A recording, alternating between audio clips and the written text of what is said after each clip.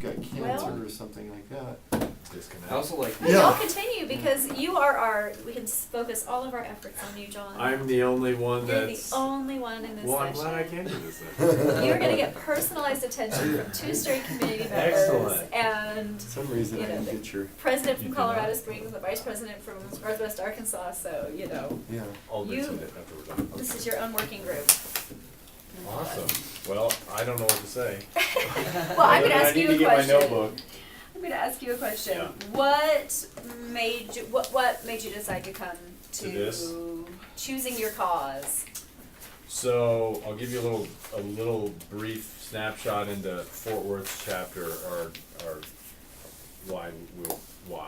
So we right now, I think we might have spread ourselves a little too thin, and so we've done the monthly luncheons. We do like quarterly networking breakfast. We also do a quarterly ethics seminar with a local university. Which is a great one. They provide the venue, we provide the speaker, and they provide the food and everything. And then we do an annual leadership conference, which is very much like the Arbinger Institute. They're coming to our conference this year. Last year we had somebody from Vital Smarts come in. I mean, we provide very quality speakers for a very low cost. Great program. But we're trying to figure out, like, we see the same people at every event. And while I love these people, and many of them I've served with in the state, I don't want to keep seeing those people. And so, and they don't want to keep seeing me. I mean, You want growth. We want growth, and we're kind of wondering,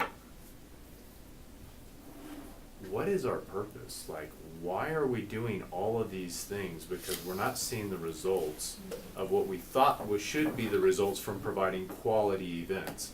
And so maybe we need to figure out what we're all about.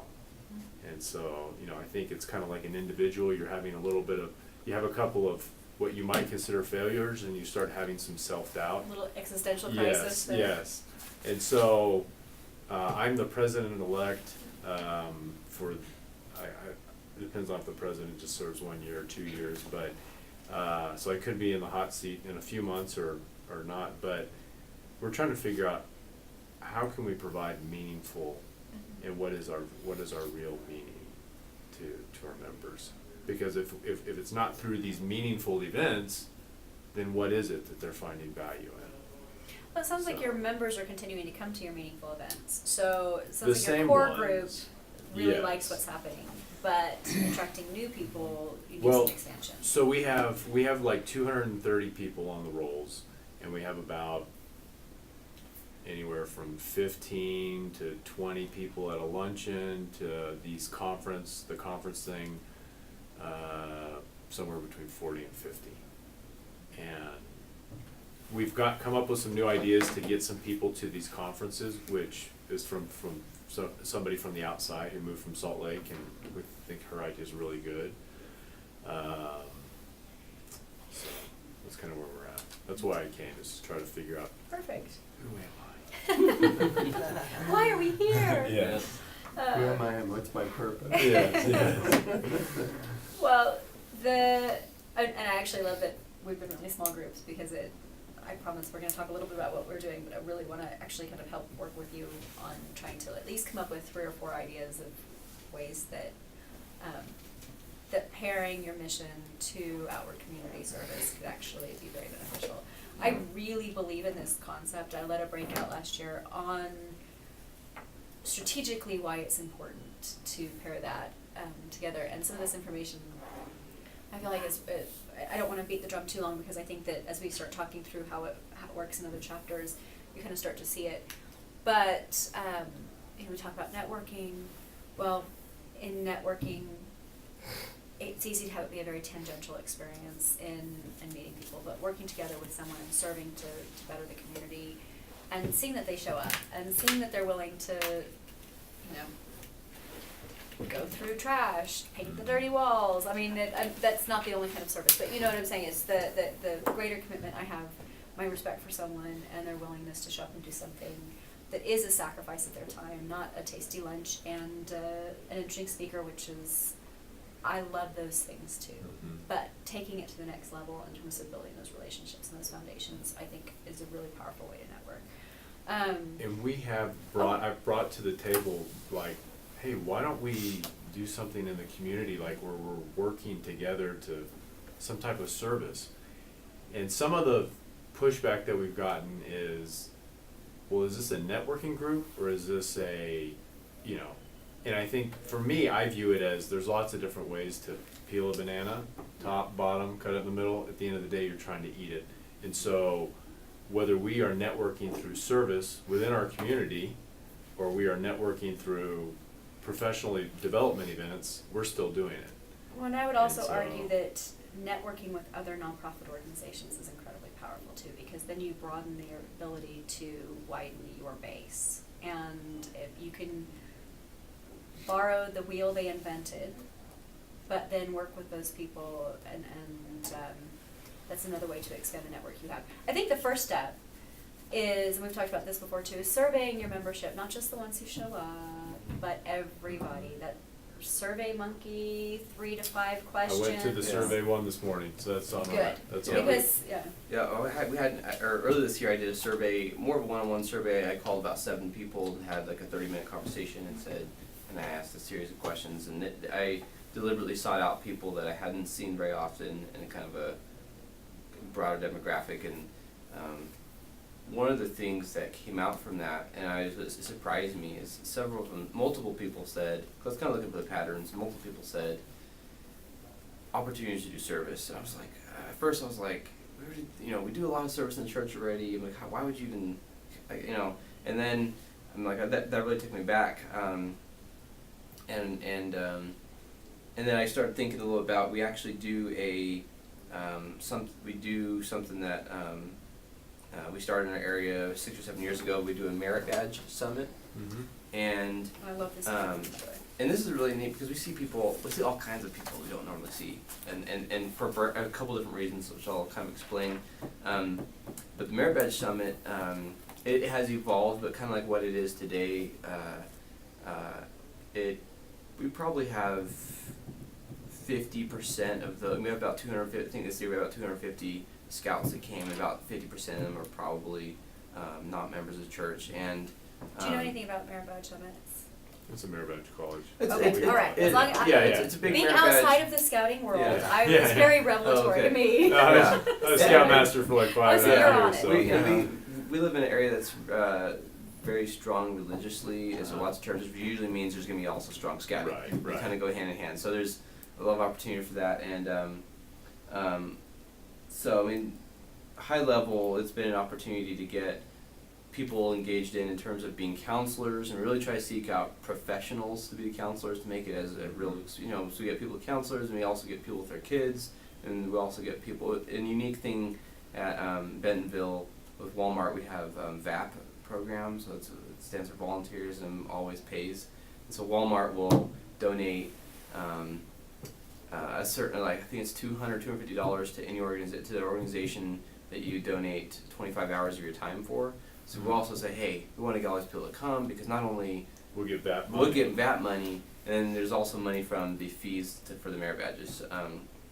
But we get different people come for that. So that's been and then we do that at a local school. And, so that's been something that has been a really successful, and we have a lot of momentum behind that from different angles, from the merit, from the local council, from other troops that come that are not part of the church, from different people that come part of it. So that's something that And you'll has use helped it as us. a really strong fundraiser. Yes, in opposition to it's something our like it's like Mhm. 70% of our fundraising comes from this, so it's a good fundraiser. And it's been 35,000 plus. What did you guys do this last year? Oh no, this year we did 10,000 this 10,000, year. okay. We could And where do probably you hold it? Are you holding it at a church building? No, we do it at a we do it at a school. I think it's a middle school. We do it at, Okay. which you do have to pay for, but it's worth it because we can allow this to be in a bigger venue. Yeah. Um, So, just on our events like this ethical conference that we do every quarter, or event, and then the annual deal. The annual is what we call our public service thing. Like, we try to get all of the chambers involved and get the word out to them, but we are getting a lot of pushback from chamber, like non-participation, where they won't disseminate the information they need unless we are, I don't know, we have somebody that sits on the board or something, I don't know, maybe it's not registered. So I don't know if our efforts, although they are intended to outreach to the community, I don't know that we're getting the community draw, even though we say it is a community event, like you're getting there. So that's been a challenge. So that's where we've come back to, like, well, maybe we need to do the service. But I think that you can do, so the Phoenix project that pairs with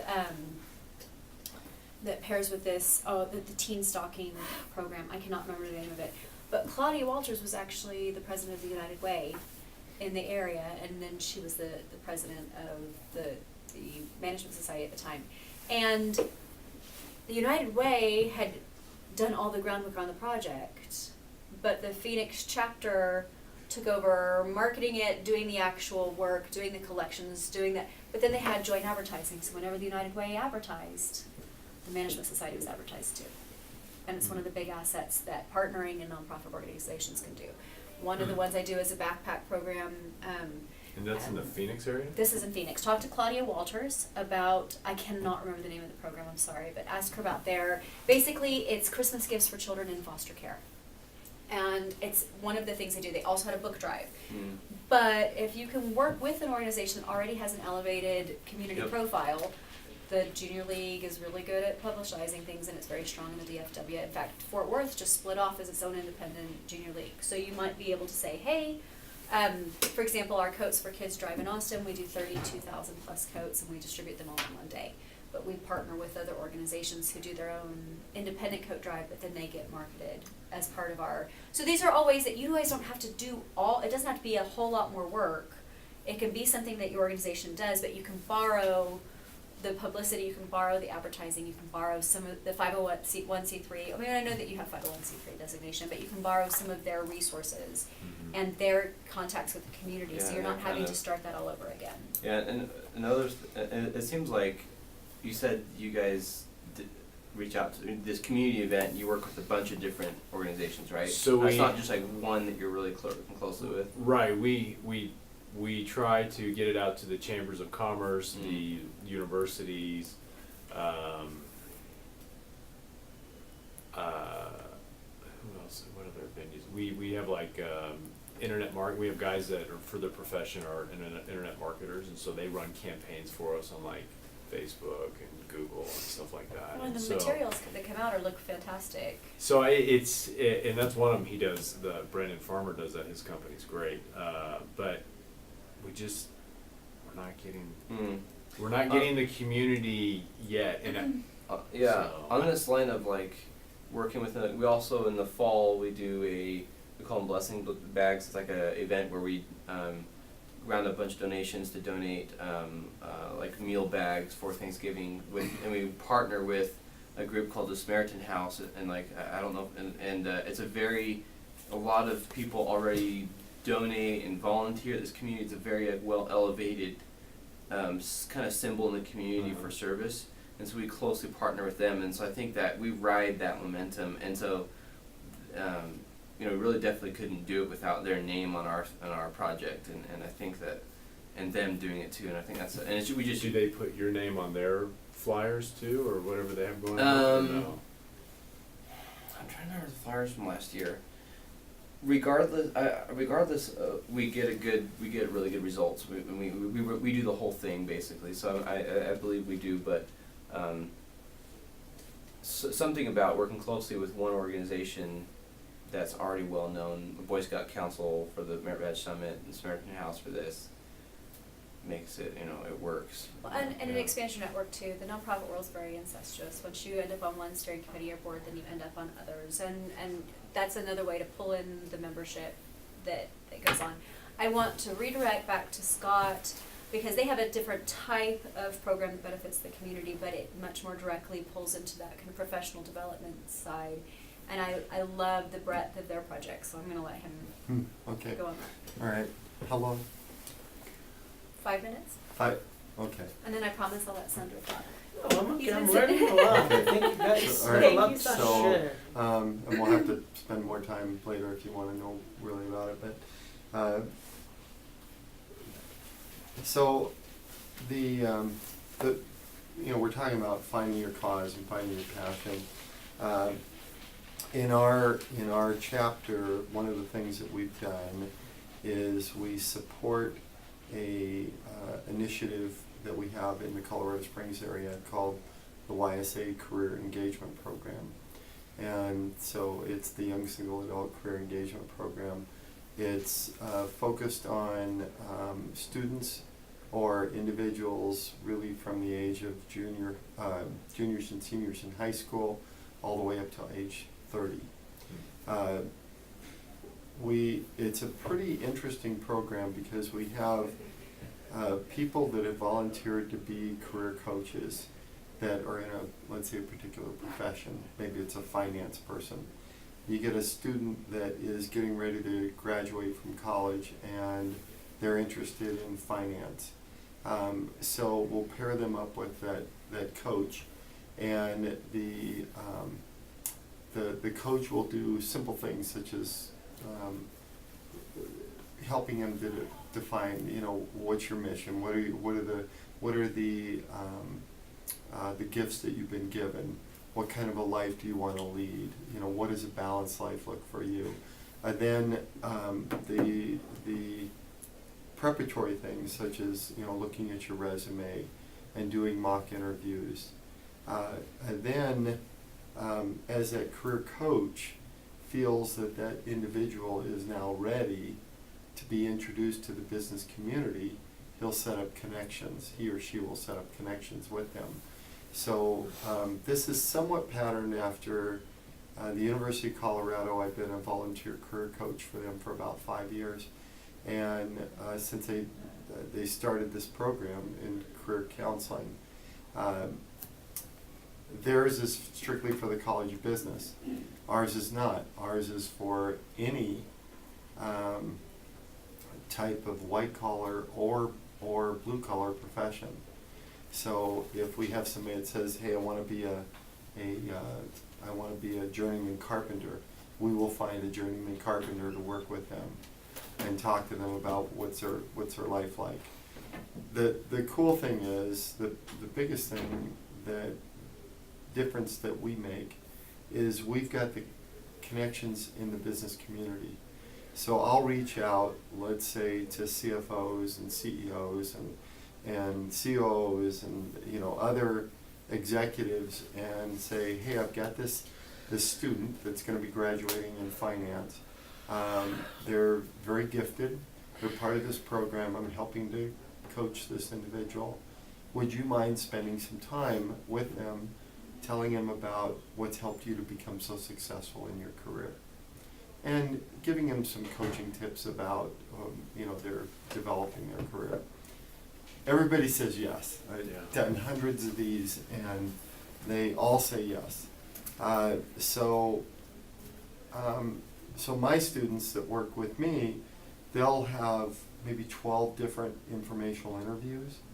By the time they're done with those interviews, they'll have a much better understanding of what they can do with their good degree, because I don't just say, "Hey, let's look at financial services." I'll look at defense contracting or real estate or consulting work. So they'll have a better understanding of what they're interested in doing as a profession, and they'll have contacts in that area. Plus, because they've done all these interviews, now they're very, it's easy for them to do a job interview. And matter of fact, job is a 3-letter word to me. I don't like it. We talk about positions with the company. We talk about your career development. So, Mr. Rodriguez, I'm interested in your position as a financial advisor. I'm very interested in a career in the financial services industry.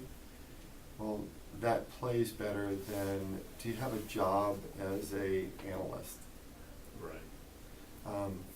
So we have the career coaching program and we have the introduction to a professional. And this is all, we have a website that's developed, it's ysacareerengagement.com.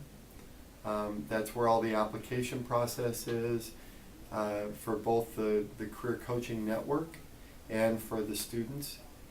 We have a career engagement guidebook that we've developed. It's 208 pages. It's on that website. And You said it's career coaching, and what was the other part of that? Career, do like two prongs. oh, there's the introduction to a professional, Oh, and then introduction. the formal career coaching program. And we have our career engagement guidebook that's right on there that anybody can look at, even if they're not involved in the program.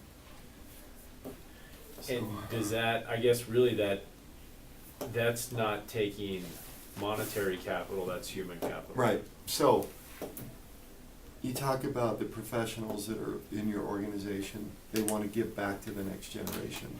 It connects them to the students, it connects the business world there, businesses, local businesses to the students, and the students to the business world. It connects everybody to your chapter, because it's all done through your chapter. And it's a missionary tool, because we have both member and non-member students and coaches. But it's So- a great opportunity for targeted invitations to new members. Yeah. If you can reach out within each of your networks and especially the executive committee, and go to someone and say, you do phenomenal things. I think you'd be a phenomenal asset to this program and a tremendous benefit to the next generation. I don't think you're gonna get many people who say,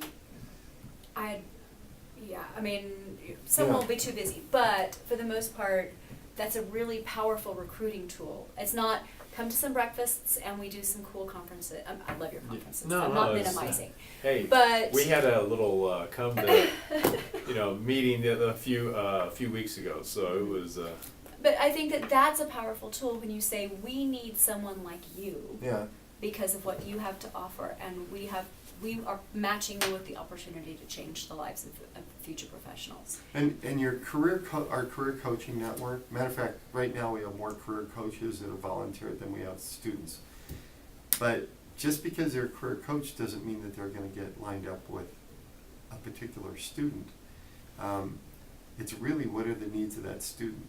So for instance, we had a young man that said, I wanna go to law school, but I also wanna be a politician down the road. He said, that's my goal. Well, I'm gonna connect you with a family where this individual's an attorney and he's got broad political connections. He can help you with that. I had another individual that said, I'm an IT professional. I'm going to school for, can't remember exactly what it was. It was like computer software and computer engineering, I think is what it was. And I said, wow, we don't have anybody. So I reached out to this non-member friend of mine that's the head of an IT company, and I said, let me explain this program to you. Would you mind being a career coach to this individual? And he said, absolutely. And then he turned around and he said, would you mind being a career coach to my daughter? I said, sure. So, I mean, that's the way it works, right? I scratch his back, he scratches Yeah. mine, and he takes care of these. But now, I mean, this young man is now connected with, on a very, very personal level, with the head of an IT company. And the connections that we're able to make in the business community, it'd be very difficult for that student to do it on their own. But for us, it's a phone call. And it's Right. easier to ask for participation when it's to serve another Right. person than it is to say, we really would like to add your high-profile position to our networking organization to benefit all of these people that we already have as part of Yeah. the program. But when you can jumpstart it to, because of who you are and what you've done, you can benefit this other person, and we just want to facilitate that. But we don't even talk about our organization as a networking organization. I mean, we really don't. I And- think that idea is dying Yeah, in the management society. I think we're in a period of transition. Yeah, our society, it's almost like it almost turns people off a little bit. Yeah. 'Cause I think, and it's not because, it's just because in our society, anyways. Networking happens agree. when you have a shared vision. Right, and you do business with people that you like, that you enjoy, and that you've met with. So our goal isn't to develop all this big network where you hand out 50 business cards. It's about establishing relationships. And then if you have that relationship, you're probably going to do business with that person. I mean, if you draw that back to a simplistic definition, that's networking. Yeah, Exactly. I know. But in a but non-formalized right, sense. Right. It's definitely a byproduct, for sure. Yeah. And because I joined the chapter like when they started the fourth chapter a few years ago, and I just started my practice, and I kept coming to these meetings, and I kept thinking, I'm not fulfilled. Like, I don't know what I'm doing in this thing, this organization. I keep seeing the same people, and not that I'm trying to be that book about give and take yesterday. I've read that book. It's a great book. I am not usually a taker person. And so I was trying to find an organization that I could give, and it felt like it was just take. And so I brought up these questions, and I kind of stirred the honey pot. Well, and it's hard in established organizations because there are the sacred cows that are awfully hard to do away with. But it is, I think that chapters go through ebb and flow, and my mother brought the Management Society to Austin in the 70s, and her chapter was a very different chapter than the 3 iterations of the chapter that have happened since. And I was a little bit like you. I was running the scholarship program for our chapter, and that's all I did because that's all I was really very excited about. And then our president moved and thought he could still run the chapter from another city without telling us. And that clearly didn't work, and so we met to have essentially a coup, and I was 10 minutes late to the meeting and ended up the president. I'd been voted in by the time I got there. But it happened in August, and I came to this conference seeking a purpose, seeking something that could make me passionate about choosing to serve this organization. And this concept of being, again, not an organization for networking. It happens because, again, when we share a vision. But my passion for growing moral and ethical leadership is boundless. I think that we need it more than ever. And then, as a way to, and using this mission and in this organization as a vehicle for changing lives around the world, whether it's by Pathway, whether it's by the Self-Reliance, I always want to say center, but it's SRS, but whether it's by preparing young professionals for the future, whatever it is, if it's a way for me to be able to take my vision and move it forward, and then along the way I meet these phenomenal people, and I come to these conferences and I make friends that I want to spend time with, and I reach out to when I need something from my company, or I need, there's a resource that I have to offer. So then do you guys do lunches and like all these additional activities, or that's are actually you? a really good question. We don't do lunches every month, and we found that if we do, people know that it's for networking, kind of, and in our particular community, people are already very closely knit because everybody either works at Walmart or works for something that's associated with Walmart, and so everyone's already very connected. And so the monthly networking lunches, so we try to substitute, hey, the Merit Badge Summit is this month's activity, or we have the we'll substitute different things, and so we don't do lunches every month. But So do you do an activity every month though, or? most every month. I think we took a month off in the summer, but we do an activity. And I love your picnic in the summer. This is some that you guys are still Oh doing yeah, that so we have interns. So at Walmart, they hire 300 or 400 interns every summer, and we usually get maybe 20 to 40 LDS or from BYU Yeah. Idaho come, and so we do like an intern lunch, and that actually is good because they come and other people come, and they get to meet other people, and their families get connected, so during that 3 Yeah, months they're not come, sitting in an yeah. apartment by themselves, and Yeah. and I think that you could very easily, since we have these alumni lists that are coming out every June, that RICSA can push out to the membership of who is relocating to your area. It would be a great way, have your June activity, especially most chapters go a little quiet in the summer.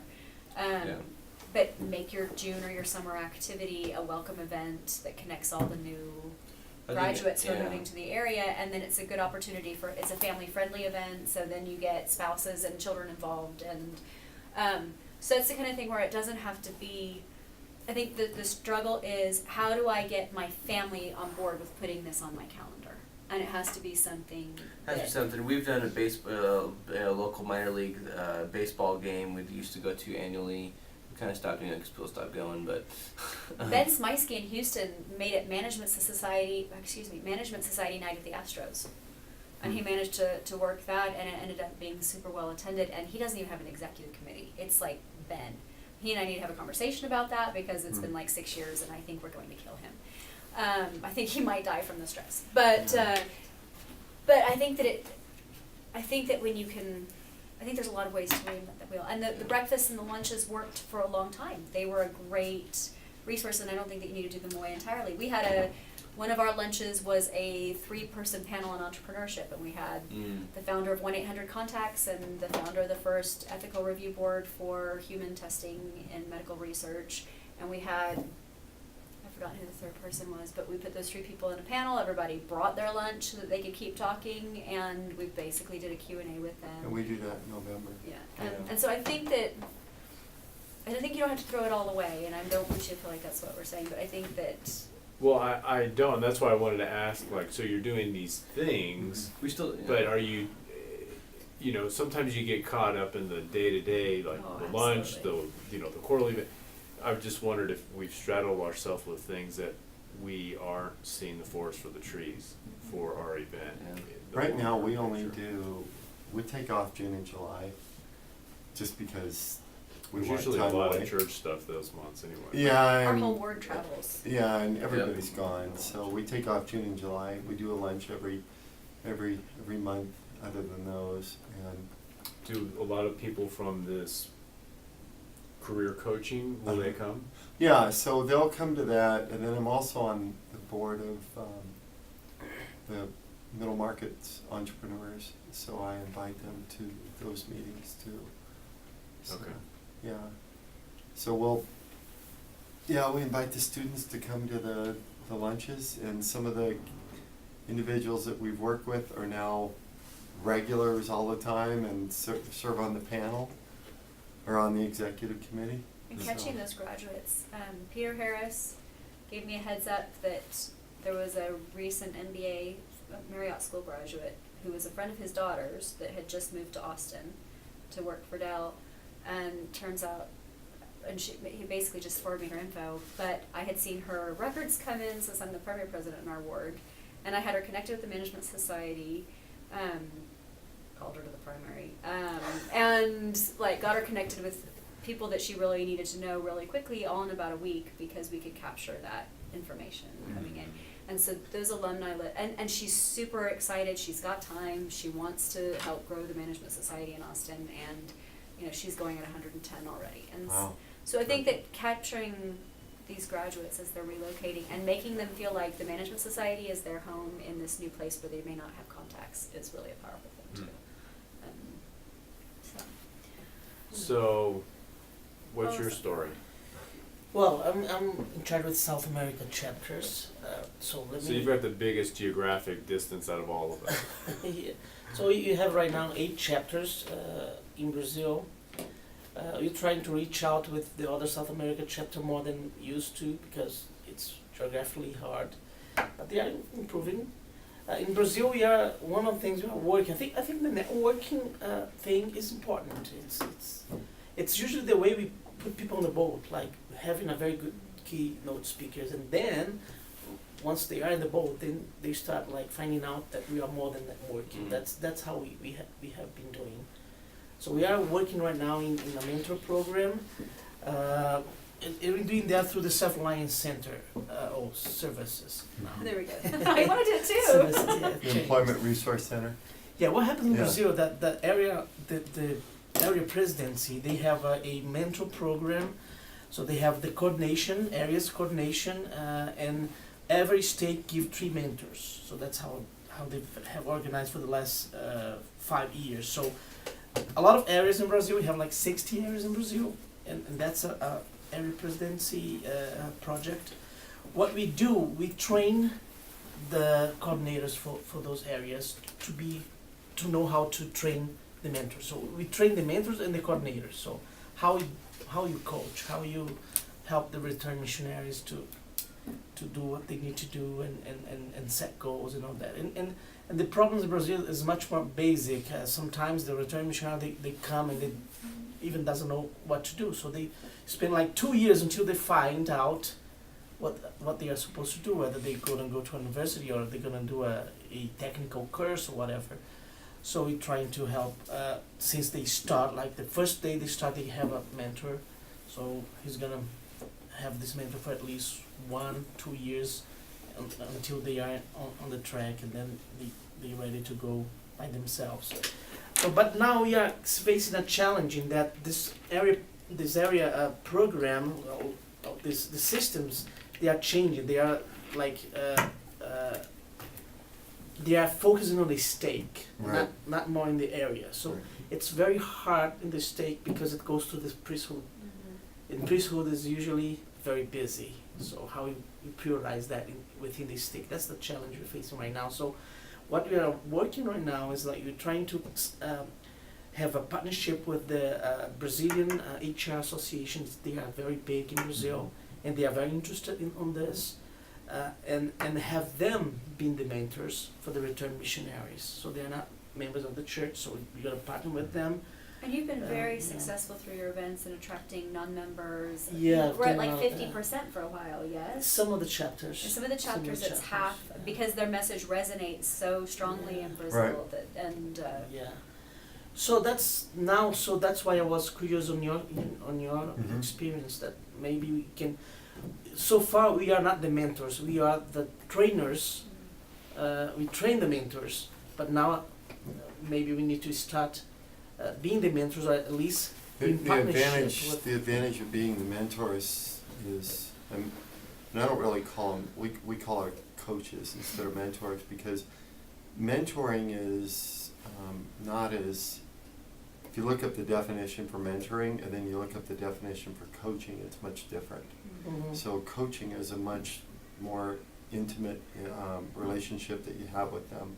Yeah. But one of the reasons for you guys doing it, or being involved in that, having the coaching come through you, is because it's not just about how do you get a job or keep a job. It's The about career, life yeah, coaching life too. coaching, Yeah, and for instance, I just got my first young man through the University of Colorado coaching. Every other person that I've coached has all been young women. how interesting. Yes, yeah.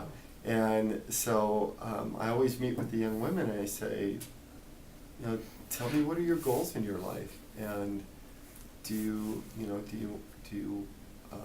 what kind of a career do you want? Do you want to be a stay-at-home mom while you're raising your children? Or do you want to have a career and have your children alongside that? Well, most secular organizations aren't going to ask that question.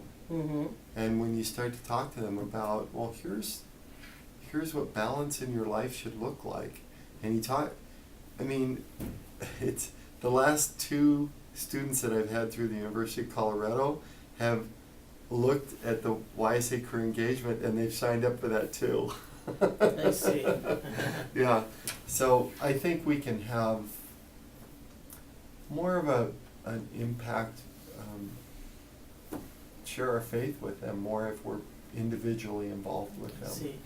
Yeah. Well, for that, we're gonna need this partnership because, for example, in São Paulo we have 200 members. I don't know if we can do much with it. We can train a lot of people with 200 members of the society, but we can help maybe 200 young Mhm. men, and not much more than that.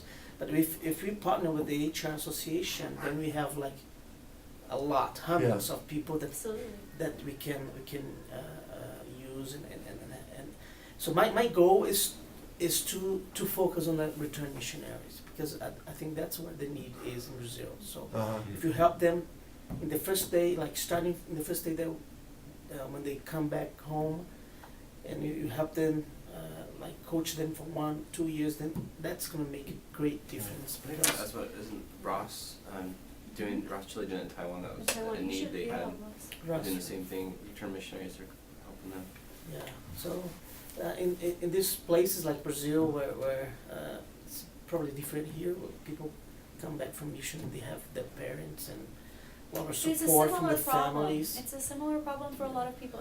For students who know that they're on a university trajectory, then yes, they come home and they have some place to go. But then there's a whole population of them that don't know what's next and don't know Yeah. what looks next. Yeah. So I think that Chet had a Take a Return Missionary to Lunch program in San Diego, so you could also talk to Chet about that. But it was just a very small and kind of nascent program that was.